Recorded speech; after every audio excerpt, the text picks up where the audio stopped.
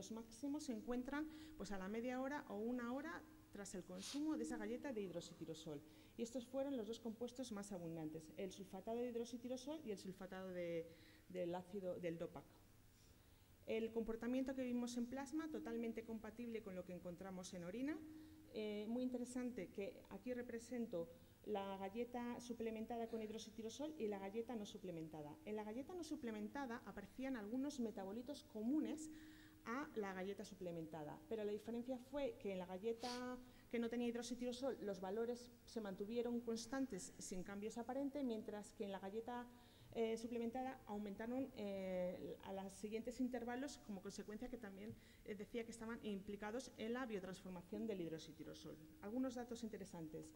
Casi todo se excretó, casi el 70% se excreta a las 6 horas tras la ingesta, que los compuestos mayoritarios, el sulfatado de hidroxitirosol y el sulfatado del DOPAC, representan el 90% de todos los metabolitos y que se recuperó un 70%. Eso también es muy interesante.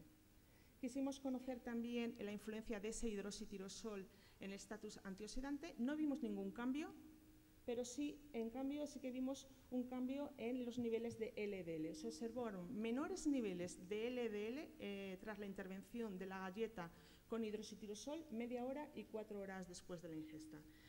Y con esto ya termino. Podríamos decir que el hidroxitirosol incorporado como ingrediente funcional en las galletas es rápidamente absorbido y metabolizado, con una eliminación urinaria también rápida, mostrando un descenso en los niveles plasmáticos de LDL oxidados. Entonces, el hidroxitirosol es un ingrediente funcional prometedor en galletas, ya que es muy biodisponible, se absorbe muy bien y disminuye además los niveles de las partículas LDL oxidadas postprandiales. Y muchísimas gracias. Bien. Muchas gracias, doctora Mateo. No pasa nada. Pero, no, que vamos con motivo de... Muy bien. A continuación, tiene la palabra la doctora Abrioel Ayani. Es titular de la Universidad de Jaén y sus principales líneas de investigación desarrolladas son la microbiología de alimentos, los agentes antimicrobianos, la resistencia a antimicrobianos y los probióticos. Y nos va a hablar de la aceituna verde de mesa loreña como fuente de Lactobacillus pentosus con potencial probiótico. Muchas gracias. Muchas gracias al moderador y gracias a la organización por haberme invitado a estas jornadas tan interesantes. Yo soy microbióloga y voy a hablar de los aspectos microbiológicos de la aceituna aloreña. Bueno, en primer lugar me gustaría definir brevemente esta aceituna, aunque esta tarde se va a hablar intensamente de ello. La aceituna aloreña es una variedad autóctona de la comarca del Guadalhorce de Málaga, que se caracteriza por ser un producto natural y artesanal, pero me gustaría destacar que es la primera aceituna española con denominación de origen protegida. Sus diferencias o sus características que les hace diferentes de las demás aceitunas se debe en parte a su geografía, a la geografía de la zona, pero también a la forma de preparación de dichas aceitunas. Estas aceitunas se producen de forma natural, es decir, la fermentación es un proceso natural, espontáneo, que depende de la microbiota que lleva el fruto en su superficie. Tenemos 3 categorías dependiendo de la temperatura en la cual se almacenan estas aceitunas. Tenemos las aceitunas fermentadas al estilo tradicional en patio, las aceitunas verdes frescas de cámara y las aceitunas curadas en tanques. Pero el resultado es una aceituna muy peculiar con una textura crujiente y un sabor afrutado, especialmente en cuanto a sus características organolípticas y nutricionales. Destaca por su alto contenido en polifenoles como antioxidantes naturales, también vitaminas, minerales, pero también sustancias prebióticas. ¿Qué significa esto? Sustancias que van a promover y potenciar el crecimiento de las bacterias probióticas a nivel intestinal. Estos prebióticos no podemos digerirlos nosotros mismos. En nuestras investigaciones hemos determinado que esta aceituna también es una fuente potencial de bacterias probióticas. Esto le da un valor añadido a este tipo de aceitunas. Pero antes de hablar de qué microorganismos probióticos encontramos en este tipo de aceitunas, me gustaría brevemente, debido a la limitación del tiempo, definir lo que es el término probiótico. Hipócrates en el siglo V a.C. dijo lo siguiente: haz que tus alimentos sean tus medicinas y que tus medicinas sean tus alimentos. En este sentido, declaró que una mala digestión puede provocar enfermedades y provocar hasta la muerte. Pero el pionero realmente en el tema de los probióticos fue este microbiólogo y zoólogo ruso Ilya Michnikov, que dedicó la última década de su vida para investigar por qué los búlgaros alcanzaban edades muy avanzadas a pesar de que Bulgaria fue uno de los países más pobres de Europa. Por supuesto, esto se debió al consumo de grandes cantidades de yogur fermentado con una bacteria ácido láctica, Lactobacillus bulgaricus. Ilya Michnikov aisló esta bacteria y la utilizó en sus investigaciones. Bueno, uno de los productos probióticos introducidos en Europa fue el yogur, considerado como el postre de la digestión feliz, y debido a sus efectos saludables a nivel del intestino se lo consideraban un energético desinfectante gastrointestinal. Bueno, voy a resumir un poco aquí porque es largo de explicar. El término como tal, probiótico, se compone de dos vocablos: pro, que significa para, y biótico significa vida, es decir, para la vida. Va a sufrir o va a recibir tantas definiciones este término hasta encontrar una definición válida hasta hoy en día, gracias a un consorcio formado por la FAO y la Organización Mundial de la Salud en el 2002. Y dice lo siguiente: microorganismos vivos, cuando son administrados en cantidades adecuadas, ejercen efectos beneficiosos para la salud. Se trata de una microbiota amiga. La cuestión es, ¿por qué debemos consumir probióticos? Hoy en día sabemos que nuestra microbiota intestinal alberga más de 400 especies bacterianas diferentes. Mantener la balanza inclinada hacia la salud, tenemos que mantener una proporción alta de bacterias beneficiosas. Y el papel de los probióticos es primordial para mantener esta balanza inclinada hacia la salud. Cualquier factor puede influir en este desequilibrio o provocar esta disbiosis, entre ellos el abuso de los antibióticos. En la última década tenemos un sobreuso, el mal uso de los antibióticos, que destruye la microbiota intestinal. Un problema añadido a ello, la aparición de cepas resistentes a los antibióticos. Otros factores, el estrés, el abuso del alcohol, la dieta, todo ello va a influir sobre la composición de la microbiota intestinal. Por lo tanto, vamos a tener una emergencia de enfermedades y problemas del sistema digestivo. El papel de los probióticos va a ser primordial para restaurar y restablecer dicha microbiota. Los probióticos no van a actuar solamente a nivel intestinal, van a actuar a nivel de todo el cuerpo, ya que investigaciones han determinado que actúan a 3 niveles: a nivel del sistema nervioso, inmune y endocrino. Todo ello para garantizar la homeostasis. ¿Pero qué alimentos contienen estos probióticos? Nuestra alimentación diaria contiene estos microorganismos. Nuestra dieta mediterránea, la leche, los productos fermentados, los productos lácteos, queso, kefir, etc. Pero también alimentos vegetales, entre los cuales también encontramos las aceitunas. ¿Qué microorganismos probióticos encontramos en este tipo de alimentos? Generalmente o mayoritariamente son bacterias del ácido láctico, representadas por el género Lactobacillus y Bifidobacterium, pero también hay otras bacterias como Bacillus y levaduras como Saccharomyces cerevisiae y Saccharomyces boulardii. Estas bacterias ácido-lácticas, como han sido usadas para la conservación de alimentos desde tiempos muy lejanos, pues se le considera como GRAS o generalmente reconocidas como seguras, o el status QPS a nivel de Europa. Estos géneros han sido aislados tradicionalmente a partir de origen humano, intestino y leche materna, pero en la última década, debido a la emergencia de enfermedades como relacionadas con alergias, intolerancia a la lactosa, colesterolemia, etcétera, pues han provocado que los investigadores cambien un poco la estrategia para la búsqueda de nuevos probióticos, como por ejemplo la búsqueda de estos probióticos en otros ecosistemas como boca y vagina, o incluso en alimentos como vegetales y frutas. En esta categoría nos incluimos nosotros. Nuestra investigación empezó hace una década en la Universidad de Jaén, en colaboración con el Grupo de Desarrollo Rural Valle del Guadalhorce en Málaga, que nos abrieron las puertas tanto para el muestreo como apoyo a diferentes convocatorias de proyectos nacionales. Nuestra investigación se realizó en el marco de diferentes proyectos a nivel local de la Universidad de Jaén y también a nivel de la Comunidad Autónoma de Andalucía y actualmente a través en el marco del Plan Estatal. Nuestra investigación se enfocó en primer lugar para determinar qué microorganismos llevaban a cabo el proceso de la fermentación de la aceituna aloreña. Los métodos dependientes e independientes de cultivo demostraron que las bacterias del ácido láctico, generalmente representadas por el género Lactobacillus, han sido las protagonistas en este tipo de fermentaciones, en cooperación con las levaduras.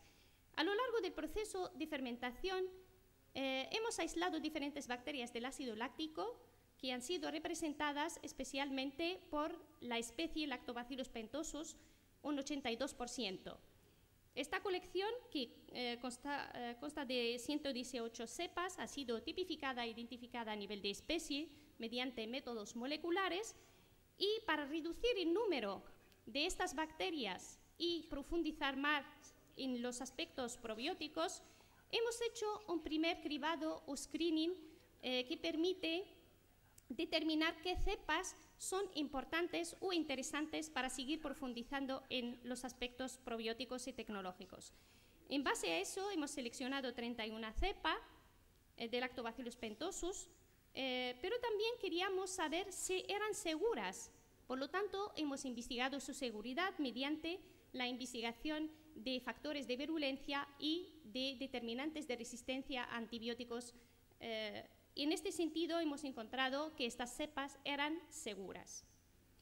Bien, actualmente dirijo un proyecto del Ministerio de Economía y Competitividad titulado Estudio genómico y proteómico de una cepa probiótica de Lactobacillus pentosus aislada de aceituna aloreña fermentadas bajo el acrónimo de Probioalora, de la convocatoria 2014-2017.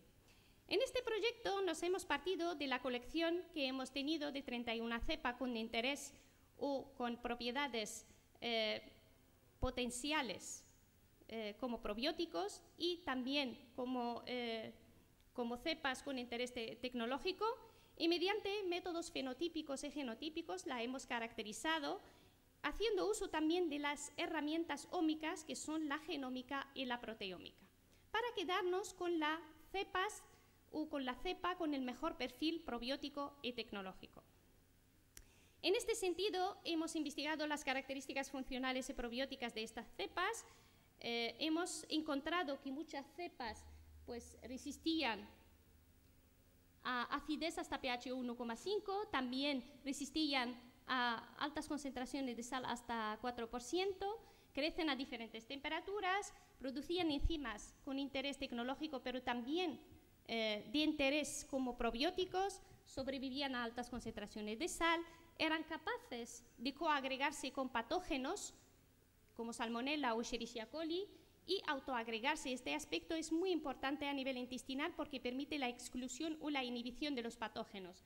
También eran capaces de metabolizar diferentes fuentes de carbono, entre los cuales destaca la lactosa, y eso es muy importante, aunque la aceituna carece de la lactosa, pero eso abre nuevas puertas para su aplicación no solamente en la aceituna aloreña, sino también en productos lácteos. Pero esto hay que investigarlo. También en presencia de sustancias prebióticas han podido crecer estas cepas. Eso es muy importante porque le da una ventaja para sobrevivir y predominar a nivel intestinal. También resistía a la congelación, eran capaces de formar biopelículas como mecanismo de defensa y supervivencia, y también producían diferentes sustancias antimicrobianas.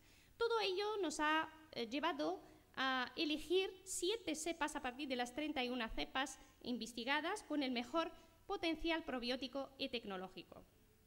Estas 7 cepas, pues queríamos profundizar más en los aspectos probióticos y por eso hemos estudiado su supervivencia en condiciones gastrointestinales simuladas a pH 3, que es el pH del estómago, y pH 8 a nivel intestinal, pero en presencia y ausencia de sustancias que circulan normalmente a nivel intestinal, el nitrato o la glucosa. También hemos estudiado su capacidad de adherencia a las líneas celulares eucariotas, tanto intestinales, que son las células CACO, y la vaginal, que es la línea celular ELA. Los estudios han demostrado que hay cepas con resultados muy interesantes, los cuales han permitido seleccionar estas 3 cepas que tengo aquí expuestas en la diapositiva. Estos resultados han sido publicados recientemente en este journal que es Frontier in Microbiology. Bueno, de las 3 cepas que han sido caracterizadas con el mejor potencial probiótico y tecnológico, hemos escogido una cepa que es Lactobacillus paentosus MP10 para caracterizarla a nivel genómico y proteómico con el objetivo de encontrar genes implicados en la probiosis. Nos hemos lanzado a secuenciar el genoma de esta bacteria gracias al uso de las herramientas de secuenciación masiva de tercera generación, PacBio, y hemos determinado su secuencia. La longitud del genoma era 3.698.214 pares de bases. Y este número pues, nos indica que es el primer genoma más grande descrito hasta la fecha en el género Lactobacillus. Esto refleja muchas cosas. Refleja su flexibilidad ecológica, su capacidad de adaptación a diferentes estilos de vida, lo que está relacionado con la evolución bacteriana. Una de las regiones destacadas en este genoma es la región CRISPR, que esta región solamente se encuentra en el 40% de las bacterias. Esta región permite defenderse contra elementos exógenos. Es un sistema de inmunidad adquirido, lo cual le permite defenderse frente a virus, elementos transponibles, plasmidoconjugativos, etc. También hay otras zonas como profagos u sistemas de transporte que son de interés. Actualmente estamos analizando in silico todo el genoma para encontrar genes que son responsables de los mecanismos probióticos, ya que no hay genes descritos en el género Lactobacillus que son responsables de dichos mecanismos. Por lo tanto, cada cepa va a tener sus propios mecanismos. Eso es lo que queremos dilucidar. En paralelo, también estamos estudiando el proteoma de estas bacterias.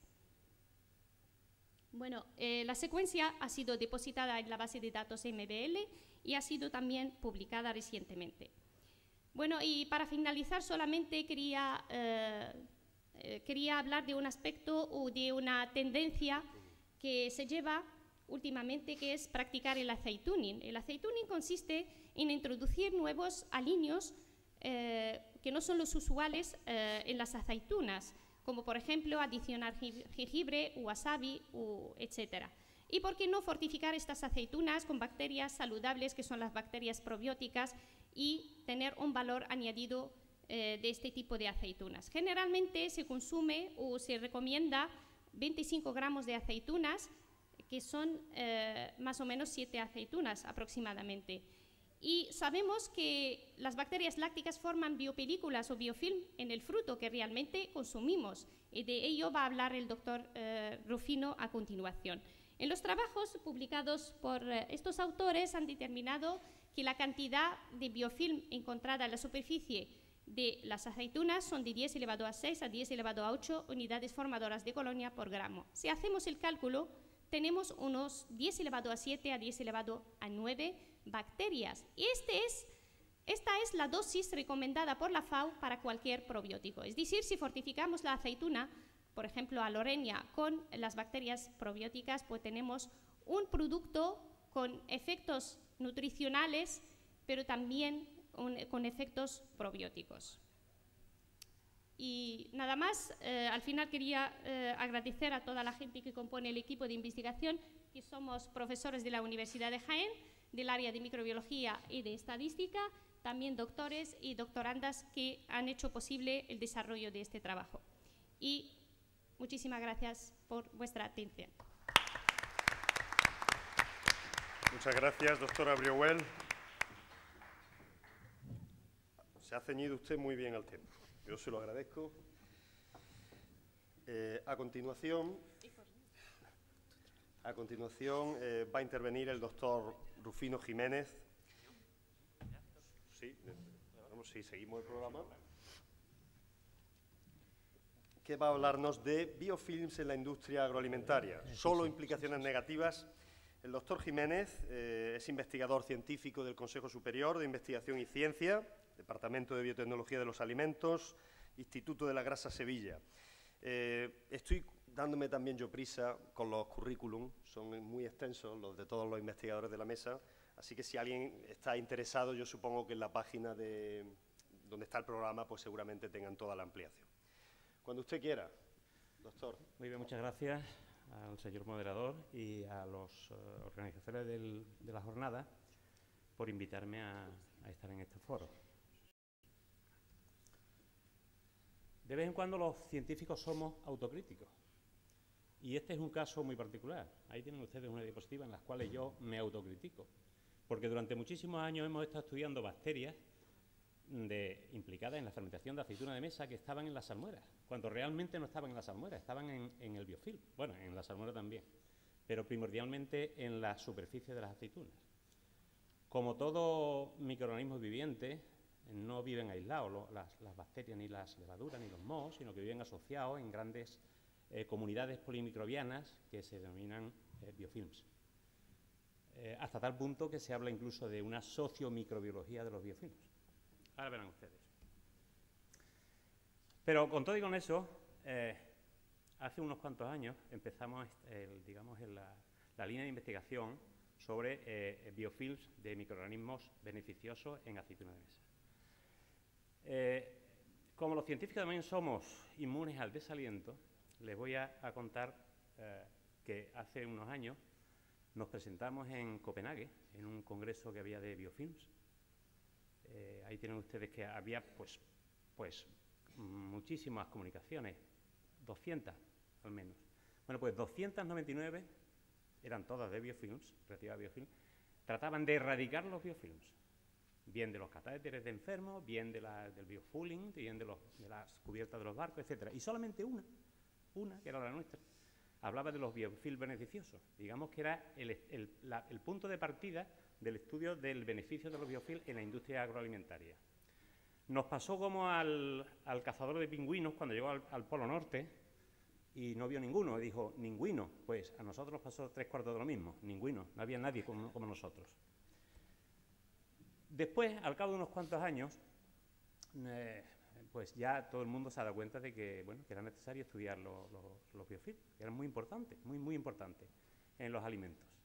Ahí tienen ustedes una serie de alimentos, casi todos quesos, kéfir, aceitunas negras, donde ya todo el mundo estudia biofilms.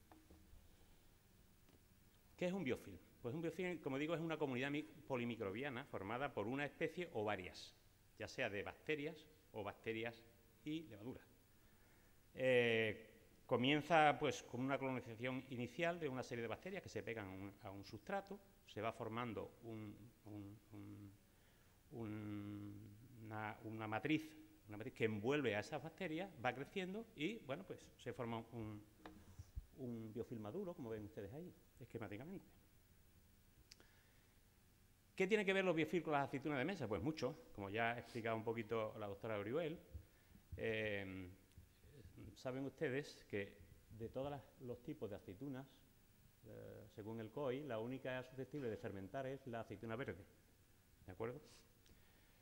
Yo les voy a hablar de la aceituna verde estilo español o sevillano, que es de lo que trabajamos nosotros. Ven ustedes ahí un esquema sucinto, todos lo conocen, no lo voy a repetir. Tratamiento con hidróxido sódico, que lo que hace es eliminar compuestos antimicrobianos para que se desarrollen las bacterias del ácido láctico primordialmente.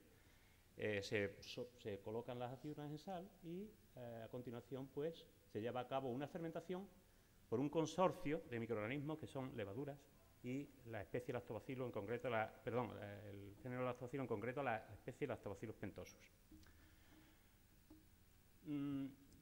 ¿Cómo se desarrollan estos biofilms en el entorno de la producción de aceituna de mesa? Ahí tienen ustedes una serie de diapositivas de cómo se desarrolla un biofilm a lo largo del tiempo de fermentación. Estos son unos portaobjetos que se iban colocando dentro de los fermentadores y a distintos tiempos se sacaban y se hacía una microscopía electrónica de barrido. Ven ustedes, hay unas microcolonias al principio, como veían ustedes en el esquema anterior, se pegan al sustrato y ya se van desarrollando, se van pegando más cada vez, se forma una macrocolonia y, bueno, esto ya es un biofilm ya a término.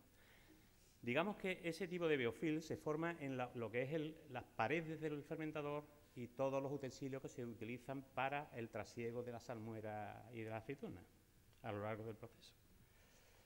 Bien, pero los verdaderos biofilms se forman en la superficie de los frutos y esto tiene una gran importancia.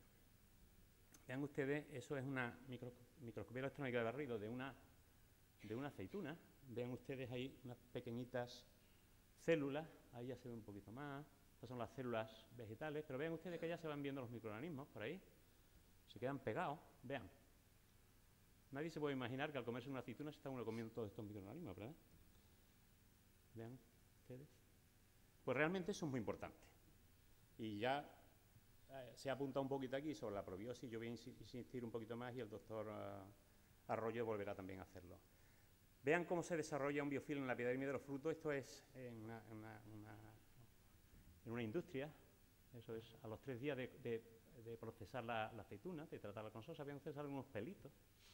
Esos pelitos van creciendo, se va formando el verdadero biofilm y aquí vean ustedes ya que las bacterias se pegan. Estos son levaduras que forman unas pequeñas hifas, que se llaman unos tentáculos, y esos tentáculos sirven de anclaje a las bacterias que pululan por ahí, a las bacterias del ácido láctico, y forman el biofilm. Digamos que es un consorcio, unos se ayudan a otros. Anteriormente una compañera ha hablado del hidroxitirosol, la importancia del hidroxitirosol en la salud. Pues también para la salud de los consorcios polimicrobianos, es decir, de los biofilms. Vean ustedes una simple muestra. Estos son experimentos que se hicieron con bacterias del ácido láctico, Lactobacillus pentosus, aislado de fermentaciones de aceituna. Vean esos numeritos. Esto es una cepa de levadura. Vean ustedes que ellas per se no forman biofilm, pero cuando se colocan en presencia de hidroxitirosol, ¿qué ocurre? Que cuando las mezclas forman un biofilm grandísimo, es decir, se pegan, se unen. El hidroxitirosol es un compuesto de la aceituna de mesa, saben ustedes. Y parece ser, puede ser, pues la teoría que tenemos, es que ese hidroxitirosol lo que hace es inducir la producción de esas pequeñas hifas que después favorecen la formación del biofilm. Somos capaces de recuperar las bacterias y las levaduras que conforman los biofilms mediante una serie de métodos que hemos desarrollado y ahí podemos hacer cualquier cosa, desde recuentos en medio de cultivo, PCR específica para datar qué tipo de microorganismo es y bueno, y muchísimas cosas. Vean ustedes un ejemplo, es aceituna, perdón, de microorganismos obtenidos de biofilm de aceituna, caracterizado por una técnica que se llama RAPT, PCR. Es decir, digamos, agrupándolos en cepas. Bien, por tanto, cuando estamos comiendo aceitunas, pero también estamos comiendo microorganismos. Ahí tienen ustedes una serie de datos que prácticamente si nos comemos una aceituna gordal, estamos comiendo más de 10 a la 10 lactobacilos y más de 10 a la 11 levaduras. ¿De acuerdo? ¿Eso qué significa? Que estamos incorporando a nuestro organismo muchos microorganismos que probablemente son beneficiosos, como ya se ha apuntado anteriormente. Según el doctor Jeroen Raes, no somos humanos y somos, digamos, una colonia andante. Y eso es cierto, porque si miran ustedes cómo estamos conformados, tenemos microorganismos por todos lados, desde la cavidad oral, la piel, el intestino delgado, el intestino grueso, el estómago, etc. Están todos los microorganismos por ahí distribuidos. Ahí tienen ustedes que un tercio de la microbiota intestinal que tenemos todos es común para todos, pero los 2/3 restantes son específicos de cada persona. Tienen una serie de beneficios, es decir, nos suministran nutrientes esenciales, por ejemplo, la vitamina H, que no somos capaces de producir. Aprovechan nutrientes que no son digeribles, desarrollan el sistema inmunológico y son antagonistas microbianos para posibles microorganismos intestinales que sean patógenos. No todo tiene que ser bueno, hay cosas malas, y la microbiota autóctona pues, nos produce infecciones endógenas y pueden generar sustancias carcinogénicas a partir de compuestos que ingerimos con los alimentos. La microbiota se forma desde que empezamos a nacer, porque en la vagina y en la cavidad, en el entorno perineal, pues hay una serie de bacterias que el niño cuando nace pues absorbe, y entonces ya se va conformando su microbiota específica. Al principio, cuando se nace, hay muy poca cantidad de microorganismos en el intestino, pero y además muy poca variedad. Conforme se va creciendo, pues se van desarrollando. Bueno, hay caídas porque puede haber infecciones, pero de nuevo se recupera. Y cuando se llega a la senectud, pues ya vuelve otra vez como al principio. Poca variedad y poca cantidad. ¿Cómo se puede modular? Pues como ya han apuntado, como apuntó la doctora Bergüet, pues con los probióticos. Nos meten probióticos por todos lados, sobre todo lácteos y en pastillas. ¿Cuáles son los beneficios asociados a la administración de probióticos? No voy a repetirlo, ahí tienen ustedes una serie de beneficios, ¿de acuerdo? Y ya parece ser que los probióticos van a ser para todo el mundo, persona, animal o cosa, para todo, hasta para los perros. Ya uno entra en un supermercado y se encuentra probióticos para perros, para todo, ¿de acuerdo? Y sí, pero no. Pero la principal fuente de microorganismos probióticos son los alimentos fermentados. Eso no cabe la menor duda, por lo menos para nosotros los científicos.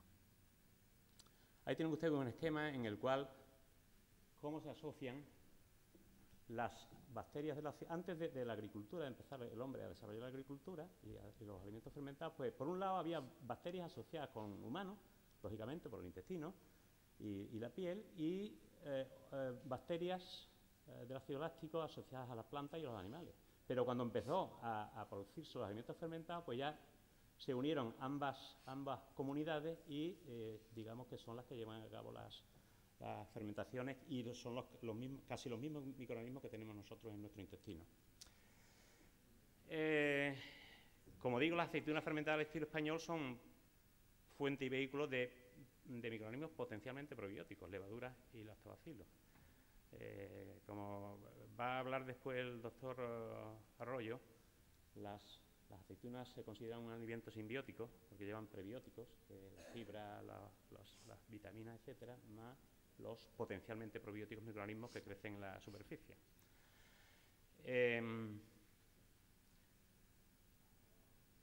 Es muy claro que nos bombardean continuamente con los probióticos y nos dicen lo bueno que es ingerir tal o cual alimento, tal o cual líquido, tal o cual compuesto. ¿Qué ocurre? Que uno ingiere una leche fermentada con microorganismos que no son autóctonos, que no son propios de esa leche, sino que se añaden. El caso de la aceituna es completamente contrario. La aceituna, los microorganismos que hay no se añaden, es que nacen ahí, crecen ahí, están en la salmuera y se pegan a la aceituna. Con lo cual es, digamos, es un carrier, es un transportador perfecto para esos microorganismos al intestino grueso, que es donde deben ejercer su beneficio probiótico. Ahí tienen ustedes un esquema de una digestión humana simulada que hicimos en el departamento, en el cual, vean ustedes, estos son las aceitunas a nivel de masticación de saliva, vean ustedes las flechas, lo que indican es cómo se va rompiendo la matriz de la aceituna y van apareciendo por ahí los microorganismos. La digestión gástrica, aparecen ya por ahí y la digestión intestinal. Entonces uno ve esta fotografía y dice, bueno, pues están todos medio muertos. Pues no, señor. Miren ustedes, en ese experimento se trató de coger aceitunas. Por una parte, se les quitó el biofilm, es decir, las bacterias y las levaduras, por una parte, se quitaron del biofilm y otra, se utilizaron las aceitunas enteras. Entonces, lo que veíamos era la viabilidad de esas poblaciones de microorganismos en el biofilm solo y en el biofilm acompañado de la aceituna. Vean ustedes aquí, fíjense simplemente en eso. Cuando las bacterias estaban aisladas, es decir, se habían extraído del biofilm, pero no estaban protegidas por lo que es la matriz de la aceituna, al cabo de un tiempo, es decir, en la digestión gástrica, morían todas, es decir, cero, no se recuperaba ninguna, ¿vale? ¿Qué ocurría con aquellas bacterias del ácido láctico que estaban asociadas a, es decir, que se masticaban con la aceituna? Pues mírenlo, ahí está, sobrevivían, es decir, morían, bueno, porque lógicamente la digestión gástrica pancreática pues es un estrés muy fuerte, pero bueno, al final se recuperaron, ¿de acuerdo? Tenían ahí una serie de microorganismos. A lo que voy, la aceituna protege a esos microorganismos frente al estrés de la digestión. Luego, no busquemos un carrier, que lo tenemos aquí perfectamente en la aceituna de mesa. Y nada más, yo no quiero prolongar más. Agradecer al grupo de investigación, que ahí tienen ustedes representados, su colaboración. Y bueno, como decía Mafalda, que cada cual tiene su pequeña o su gran preocupación. La nuestra es pequeña y la de ustedes probablemente sea más grande que la nuestra. Muchas gracias.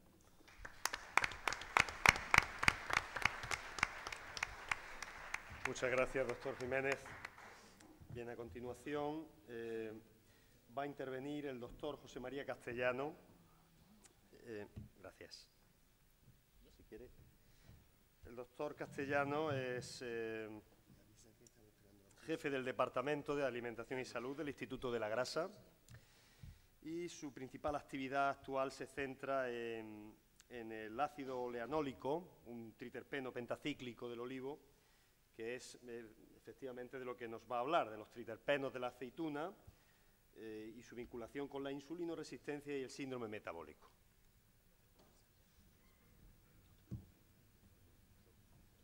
Disculpamos a la doctora Mateos, que se tiene ya que marchar. Bueno, da igual. Su tren no espera. Vale. ¿Pero por qué no sale aquí esto? No, Tiene que cambiarlo.